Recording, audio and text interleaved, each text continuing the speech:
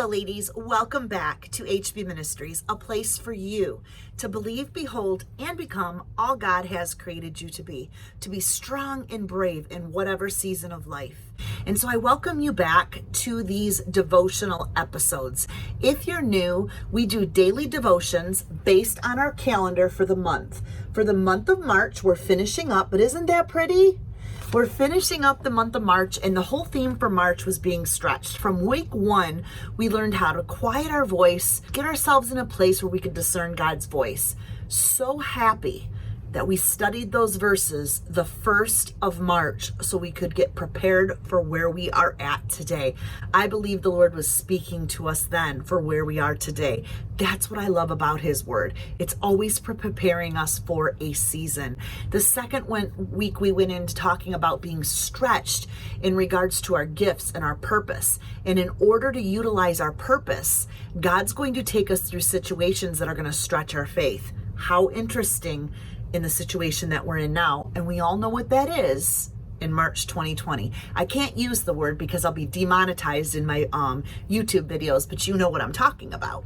Then in the third week, we started talking about our gifts, and I challenged you to find your talents and your gifts because the Lord's going to utilize seasons in your life to help you find signposts for your calling. And a lot of times your calling is your passion and your gifts. So we talked all kinds of verses on that. Then we went into the final week, week 4, and we talked about knowing your purpose means knowing it is not for you, but for others. And how many people have stepped up to the plate, utilized their hands, and are working so hard right now in this season, in this pandemic, to really utilize their gifts to bless others. So this entire month, the Lord spoke to us, especially in the circumstances we are in right now. Now, for the last 2 days, we are going to look at 2 people in Scripture and look how they played an example to the 4 weeks that we just discussed. So today we're going to talk about Joseph, and then at the end of this video, I'm going to share with you the calendar for April, and I'm really excited about this. So I have it all ready right here, so stay tuned and listen for that.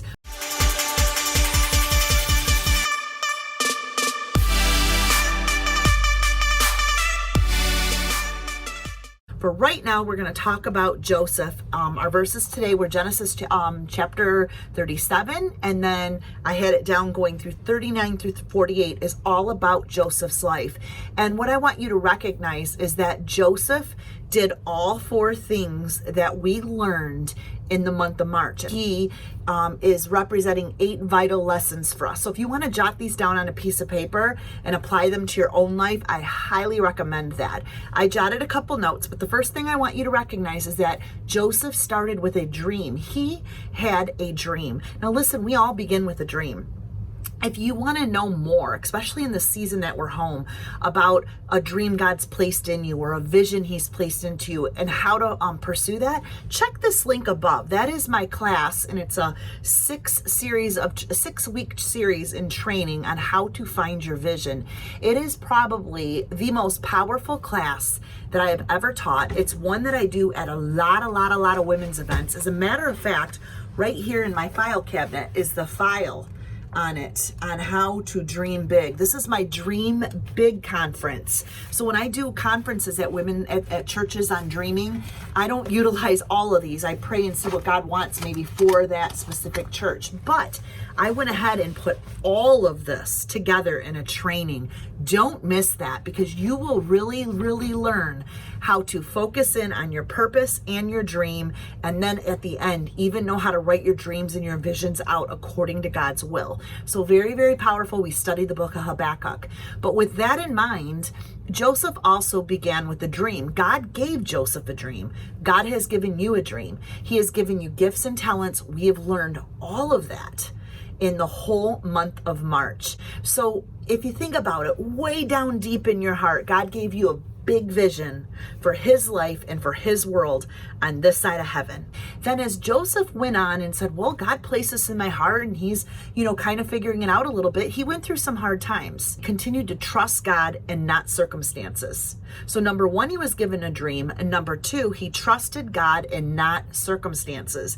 If you remember, his brothers got a little jealous of the leadership goals that he had, the dreams, the leadership gifting God placed on him. People around him were very, very jealous. You start to have a excitement for life. It makes those around you a little nervous, just like it did Joseph's brother. But when you find yourself in the pits of life, either by the characters in your life or the circumstances in your life, this is a time when you need to really trust God even harder. You need to cleave onto him. You need to lean into him. And we learned all about that in March. And Joseph, listen, he was sold into slavery by his brothers, but he never gave up on God. So that was super, super big. Number three is have integrity. Joseph had integrity. And what happened here is you can see that if you go through some of these verses and you read, there was somebody that, thought Joseph was a little hotty. And she was trying to get Joseph off his little track, get him away from his dreams and his visions. But he knew the long-term effects of walking with God. He knew what would happen if he went in the wrong direction. We also talked about that, and we talked about how important it is to focus on God. And we learned a lot about that. When we quiet our mind down and we hear from God, we tend to stay more on track. We have more integrity for the morals and the promises that God is putting into our heart. And we are going to be protected from the enemy's traps. Same thing with Joseph. Number four, be God dependent. Joseph was always God dependent. Joseph also knew that he had a gift in interpreting dreams that came from God. But you want to know what? He always,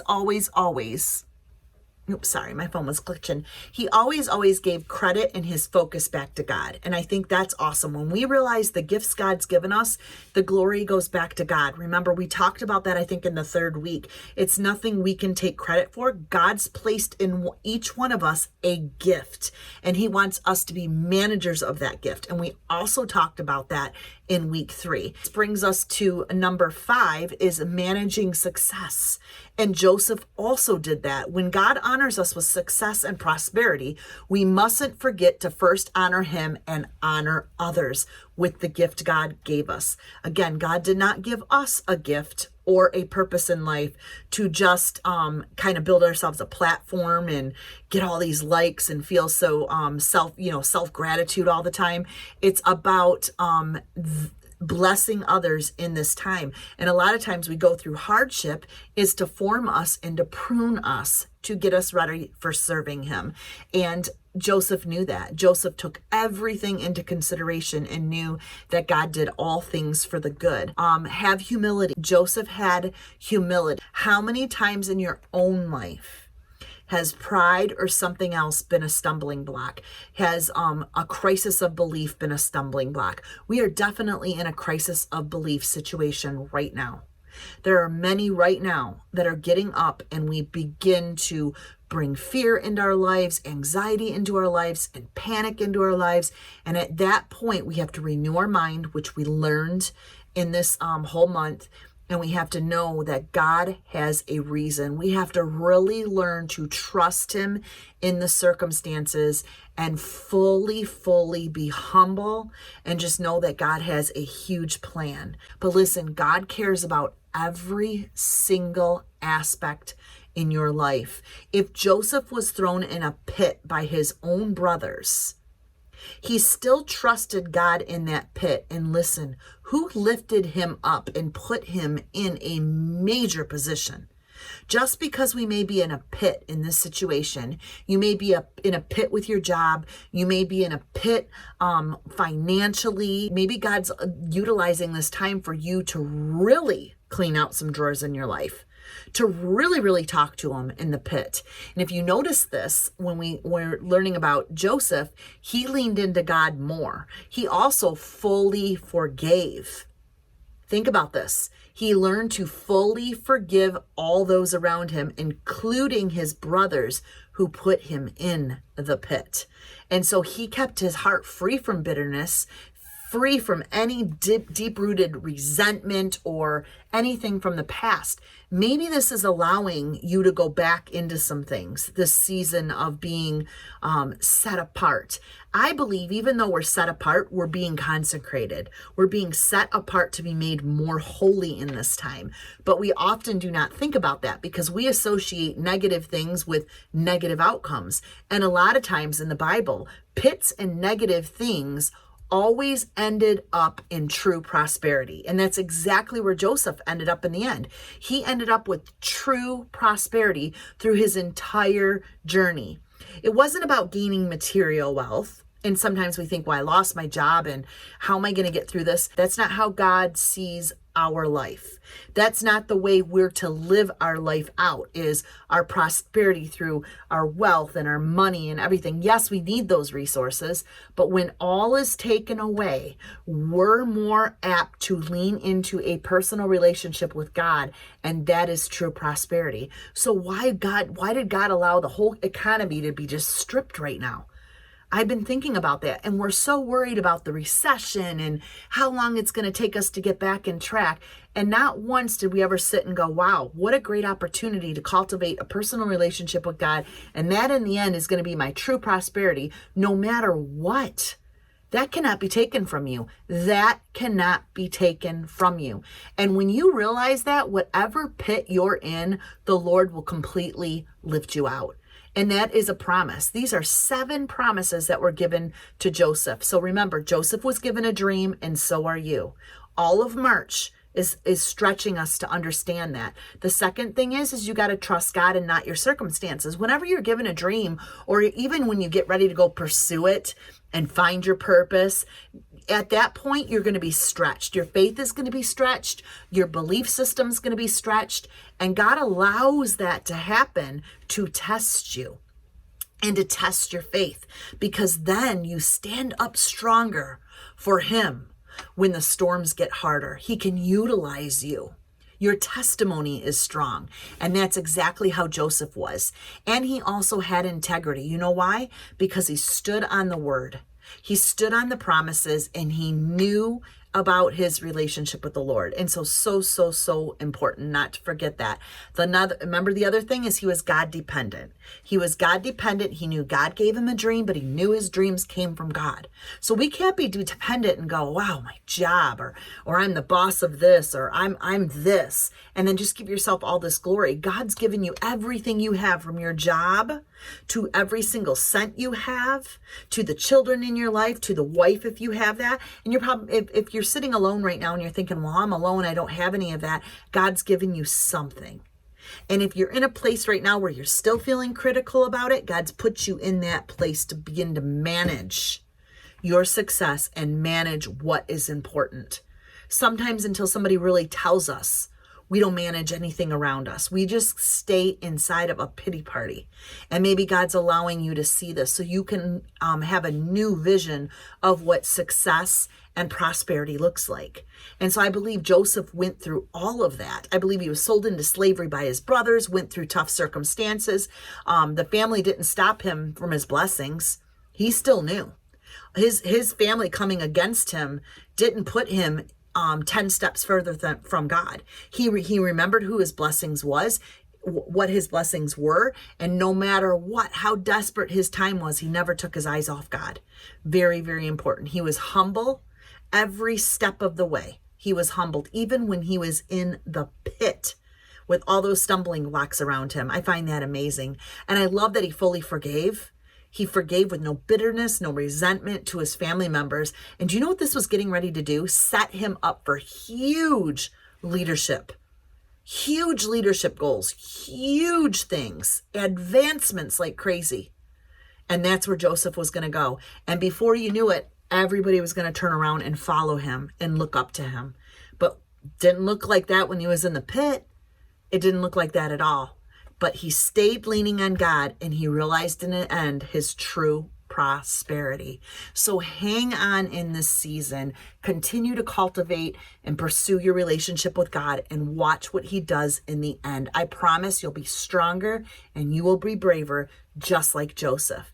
Remember, God's given you a gift and he's given you a dream. Maybe you're in the stage that you want to find that dream.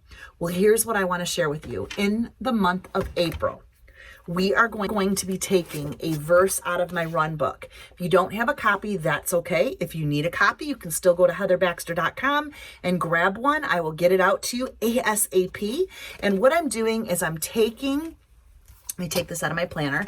I already filled it up. And I took for every single day of the month for April, front and back, there is a verse and there's also a page that comes out of here.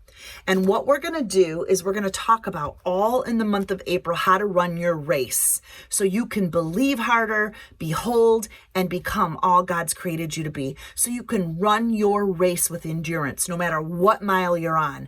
And there's all kinds of verses in the Bible wrapped around the word run. Are we running this way? Are we running that way? There's so much. Do we keep running when we hit an obstacle? How do we get over the wall? How do we keep running in mile 25 when life seems like a marathon? There's so much packed in here, but you will win. And so I'm highly recommending that you join me for April as we study all of this, run your race in such a way. And also, if you subscribe to heatherbaxter.com, I do weekly online Bible study trainings, weekly, right here. I will be sending out tomorrow afternoon, actually, I'm sending out a newsletter. In that newsletter, you're going to get all your verses for April, and you're also going to get the notes for this week's online Bible study. So you don't want to miss that. The online Bible study this week is going to be Friday. And so if you want to join me, it'll be Friday at noon. You will have those notes. You want to get that newsletter because that will definitely keep you in the loop with everything. And it's never too late. So if you're watching this video months after, join the newsletter anyway and join with what I'm doing that year or that month. But anyway, that is it. I'm hoping that you join me for April's readings. It's going to be fun.